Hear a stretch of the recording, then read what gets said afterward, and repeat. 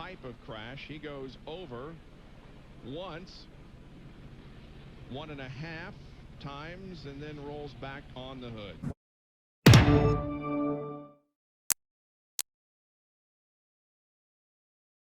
Doing a backup. Had a really good race car. Here's that qualifying lap Friday afternoon. Gets that left rear in the dirt.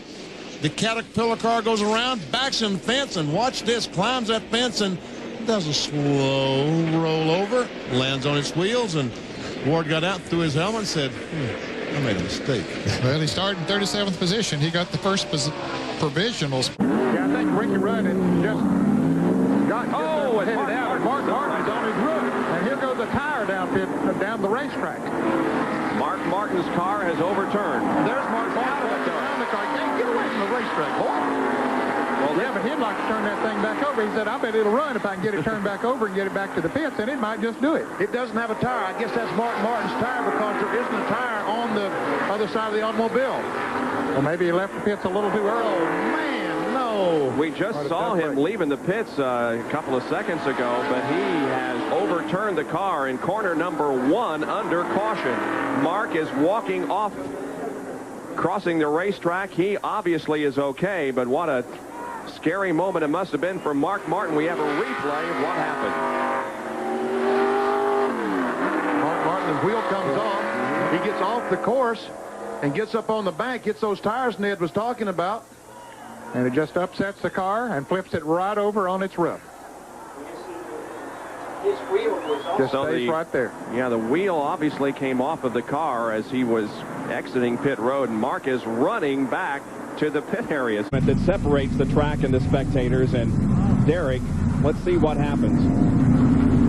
Well, it was side by side with John Krebs. Oh. John Krebs goes, wow. Oh, yeah. Out through there in front of Derek Cope. And the car overturned several times. So our concern isn't about Derek Cope. He's okay. Our concern is John Krebs. And he did not come close to a spectator area. They were well separated from the area that Krebs landed in. There. Sit around. Still no caution. The cars keep going underway. Oh, my! That's Jeff Jefferson on his roof. Barrel rolls. Hard roll. Wow. Look at the window net comes down. He looks like he's okay.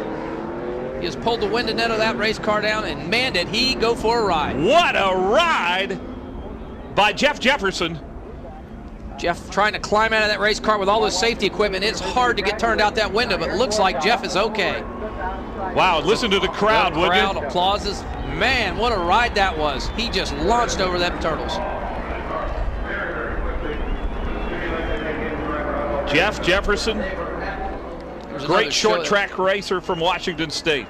It's the mogul here, pretty much out of control. Nothing he can do. Hard down on the right front. Man, hard impact. The roof flaps come up, but at that point it was too late. His teammate right behind him in that 10 car, Jim Warren. Another tribute to the roll cages of these race cars. NASCAR has got these bars and the placement of these bars just right. Look at that barrel roll.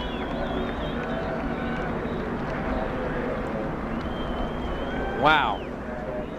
2 seconds spot. As you see the reaction from Jason Bowles' crew, not what they wanted to see, that yellow flag. Wow.